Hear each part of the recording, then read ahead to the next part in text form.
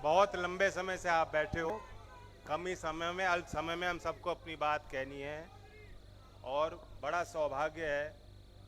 चौधरी अजीत सिंह जी की भी जब आखिरी सभा भरतपुर में थी, उस सभा में, चुनाव में वो आपके यहाँ आए, वो बेहद खुश होते आज आपके जोश को देखकर और लोकदल के इस सिंबल और इस झंडे को लेकर जो इस तरह आपने भरतपुर में इसको संभाल के रखा है और फहराने का काम किया है।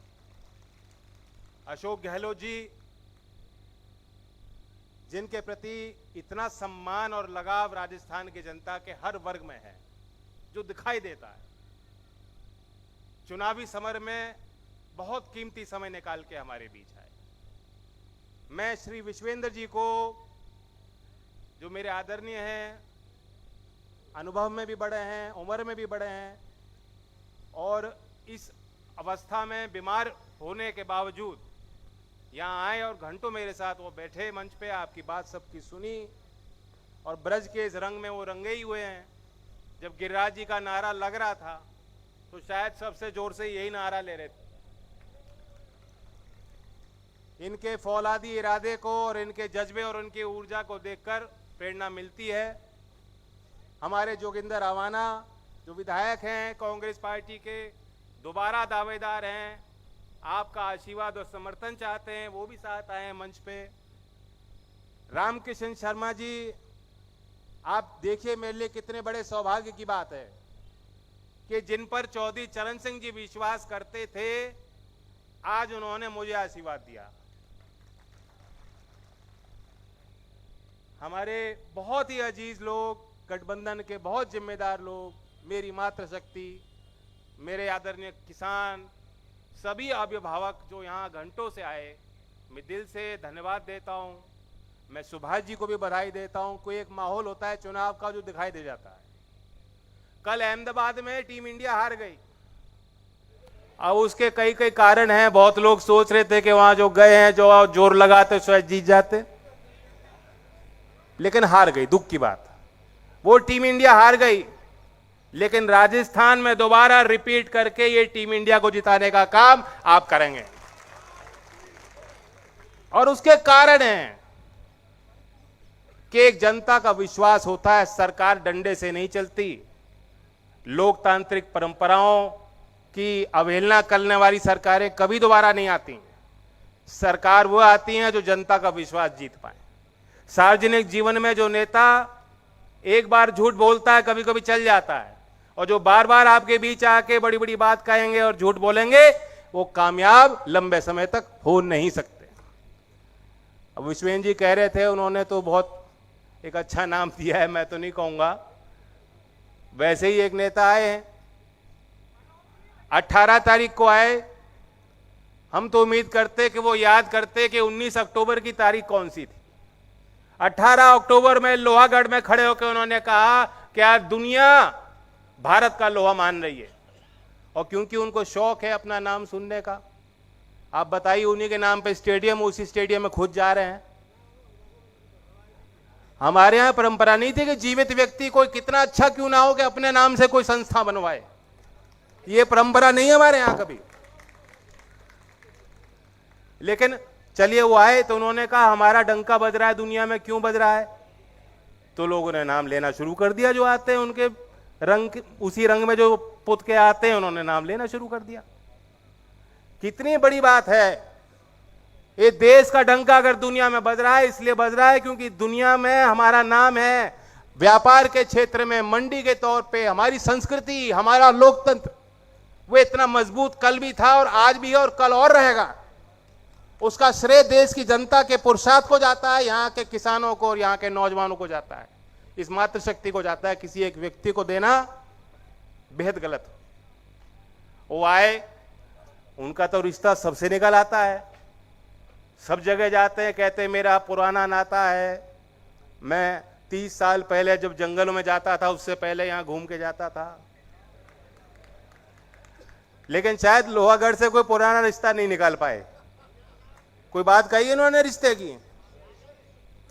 रिश्ते की बात तो देखो मैं कह सकता हूं। यहां हमारा रिश्ता है, चौधरी चरण सिंह जी का रिश्ता है कि नहीं? मानते कि नहीं मानते? और नौवार चाहिए तो नौवार भी हैं, और रावतपाल चाहिए तो रावतपाल भी है, और सादाबाद हो, मथुरा हो, आगरा हो, जहां रिश्तेदारी करानी हो करा लो।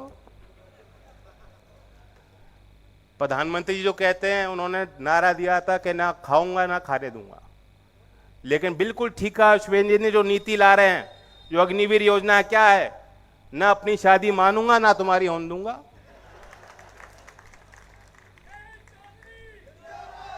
तो अगर घर को सजा के रखना है, बच्चों के भविष्य को उज्जवल करना है, तो राजस्थान की सरकार ने रास्ता दिखाया। मैं धन्यवाद देता हूं, किसानों के लिए बड़े बड़े काम किए। एक ऐसा काम है जिसका जिक्र चर्चा इस मंच से नहीं हुई, और उसी के आधार पर मैं संसद में अपना एक प्राइवेट बिल तैयार कर रहा हूं। राजस्थान शायद देश में दूसरा राज्य बना जिसने किसानों के लिए उनके वित्त से, उनके ऋण से उनको मुक्ति दिलाने के लिए एक नए संस्था का गठन किया। तो डेट फाइनेंस रिलीज कमीशन आपने बनाया है, कानून बना के विधानसभा से पारित करके एक संस्थागत तरीके से, बुनियादी तरीके से आपने समझा कि किसान की पीड़ाएं कहां हैं, कहां वो महसूस करता है। और यही लड़ाई चौधरी छोटू राम जी के समय से लड़ते आए लोग। चौधरी चरण सिंह जी ने छुटकारा दिलाया कि महाजन के चुंगल से, जो अव्यवस्थित क्षेत्र के चुंगल से जो पैसा जुटा के खेती करता है और महंगी उसकी खेती हो रही है, और ऋण में जो डूब जाता है, उस किसान और किसान परिवार को बचाना होगा। तो उसी तर्ज पर मैं संसद में भी अपना एक मसौदा तैयार कर रहा हूं, और कांग्रेस पार्टी का भी हम सहयोग मांगेंगे जब संसद में वो रखा जाएगा। बाकी काम तो अब केंद्र में सरकार को देखना है। राजस्थान से हमें बहुत उम्मीद है कि यहाँ जो इन्होंने घोषणा पत्र भी किया है, अब इन पे, इनकी कही गई बातों पे आप विश्वास कर सकते हो, और सामने वाला जो कह रहा है उसका कोई मतलब नहीं। याद कीजिए, आज बीजेपी के लोग कह रहे हैं कि हमें मौका दो तो हम तुम्हें गेहूं पे बोनस देंगे। रामविलास पासवान जी आज हमारे बीच में नहीं है, मैं बहुत उनका आदर सम्मान करता हूं, मैं श्रद्धांजलि उनको अर्पित करता हूं। आज वो जवाब नहीं दे सकते, लेकिन इस सभी मालूम है कि 2014 में जब उनको मंत्री बनवाया तो क्या दबाव उन पर बनवाया कि उनके मंत्रालय से चिट्ठी सभी राज्यों को भेजी गई केंद्र सरकार द्वारा कि अगर कोई राज्य की सरकार बोनस देगी, एमएसपी से अतिरिक्त एक भी रुपए का बोनस सरकार देगी, तो केंद्र की सरकार आपसे गेहूं धान की फसल खरीद नहीं पाएगी। याद है कि नहीं? 2014 में क्यों चिट्ठी लिखी थी? और उस समय मध्य प्रदेश और छत्तीसगढ़ में तो बीजेपी की सरकारें थीं। वे बीजेपी की शासित राज्य की सरकारें भी विरोध करती रही कि नहीं, गलत हो जाएगा साहब, किसान चाहते हैं एमएसपी मिले, और अच्छी एमएसपी, अच्छा भाव, अच्छा मूल्य उनको दिलाने के लिए ये छूट आप सरकारों को दीजिए। लेकिन केंद्र सरकार ने एक नहीं मानी। और मैं हाल की बात बताता हूं कि आपको जानकारी होनी चाहिए, जून के महीने 2023 में सीएसीपी जो संस्था है जो मूल्य निर्धारण करती है खेती के लिए, जो सारी सिफारिश करती है, जिन सिफारिशों को मान के एमएसपी घोषित होते हैं, भाव घोषित होते हैं, जून महीने में भी उन्होंने एक रिपोर्ट प्रतिवेदन सरकार को सौंपी है, और उसमें दोबारा मांग की है कि किसी भी राज्य सरकार को आप बोनस घोषित मत कीने दीजिए, मत करने दीजिए। तो किस मुंह से जो सरकार आज केंद्र में बैठी है, जो कभी किसानों की सोचती नहीं, जो किसानों के उस 3 काले कानून लाई थी, आज वो कह रहे हैं कि हम बोनस देंगे। किस मुंह से देंगे आप? और 18 नवंबर को प्रधानमंत्री आते हैं लोहागढ़ में, 19 नवंबर की तारीख पे उन्होंने कोई चर्चा नहीं की। 19 नवंबर की तारीख हर किसान को याद रखनी चाहिए। क्या तारीख है?